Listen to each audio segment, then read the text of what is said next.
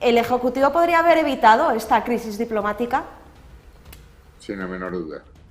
Es decir, creo que el Ejecutivo del gobierno de Pedro Sánchez ha cometido enormes torpezas, no ha sabido leer las señales que venían de Marruecos y no ha interpretado bien el contexto internacional.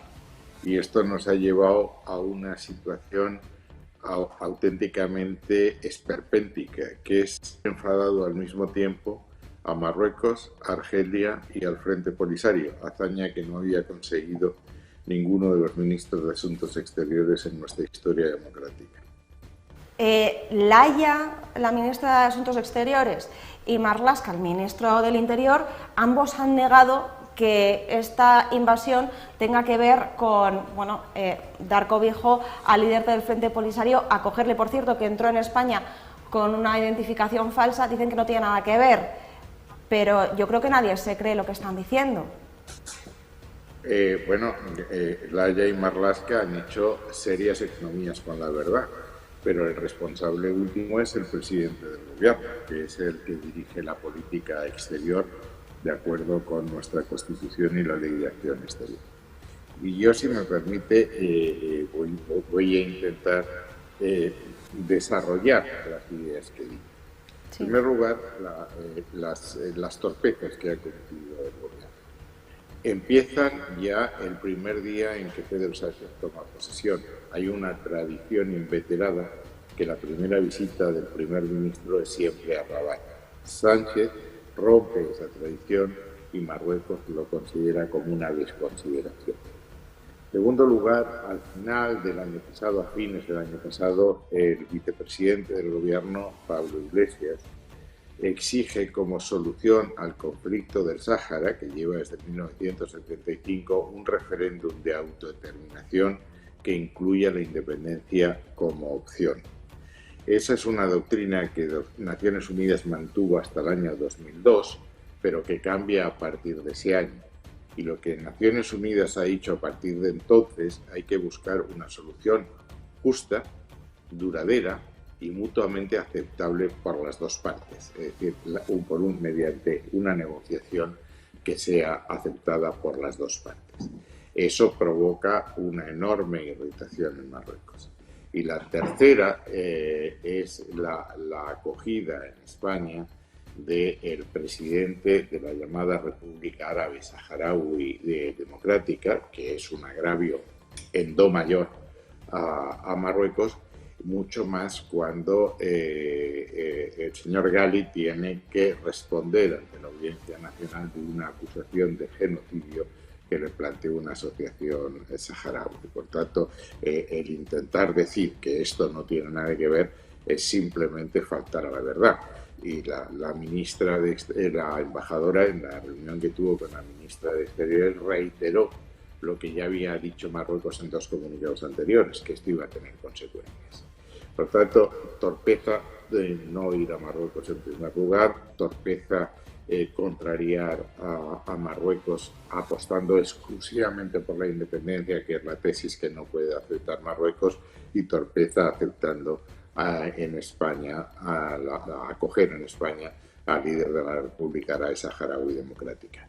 Pero es que he dicho que el segundo punto es que no han interpretado bien las señales que estaba dando Marruecos para manifestar su irritación.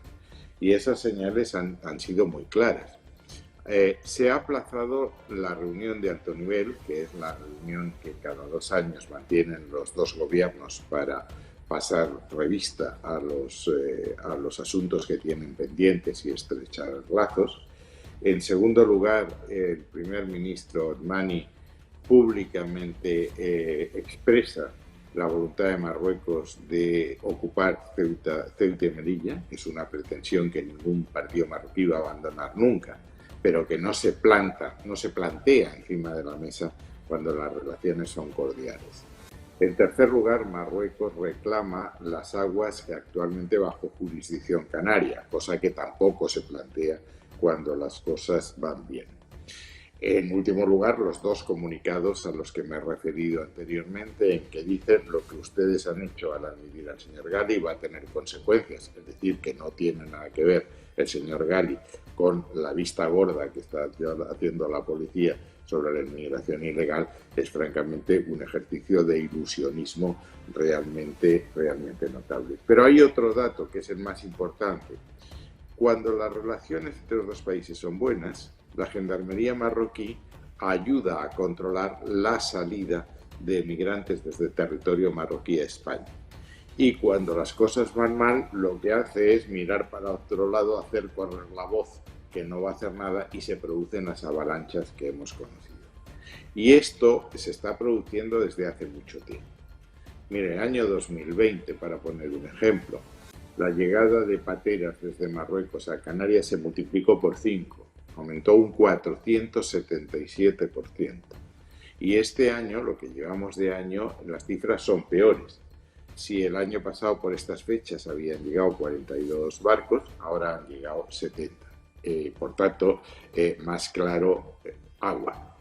¿Y qué ha pasado además? Pues que en el contexto internacional hubo una declaración del presidente Trump, que no ha sido corregida por el presidente Biden, en que decía que Estados Unidos reconocía la soberanía de Marruecos sobre el Sáhara. Y era muy de esperar que Marruecos exigiese a los partidos con que tiene relaciones que hiciesen una declaración similar. Y por si no lo habían entendido en Moncloa, en la presidencia del gobierno, hubo un rifirrafe entre Alemania muy reciente, que estuvo a punto de romper las relaciones diplomáticas. Marruecos se enfada porque Alemania es reticente a seguir la postura de Estados Unidos, porque convoca una conferencia sobre Libia a que invita a Turquía y Egipto, pero no a Marruecos, que tiene vocación de ser líder regional, y en tercer lugar, y muy parecido a lo nuestro, porque en Alemania el gobierno marroquí entiende que Alemania está teniendo contactos con un personaje que había cumplido condena por delitos terroristas.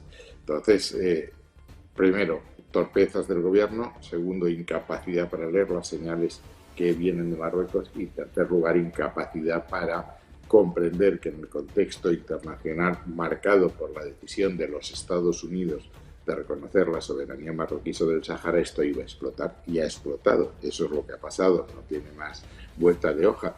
Se empeñarán en negarlo, pero es evidente que faltan a la verdad. Sí, yo creo que ha hecho además un análisis clavado de lo que ha sucedido. Es decir, la Gendarmería ayer, veíamos agentes que estaban abriendo literalmente las puertas de las vallas y que estaban dejando pasar y facilitando el acceso a España. Vamos, que es un análisis clavado a lo que hemos estado viendo en estos últimos días. Es que además siempre se ha producido así, no es un fenómeno nuevo. Sí. Es decir, no hay que ser adivino para interpretar lo que iban a hacer. Era evidente que lo iban a hacer. Sí, pero que además hoy publica OK Diario una información que yo creo que bueno, pues a nosotros nos hace temblar un poco, y es que Marruecos ya corta la colaboración antiyihadista con la inteligencia española en plena crisis diplomática.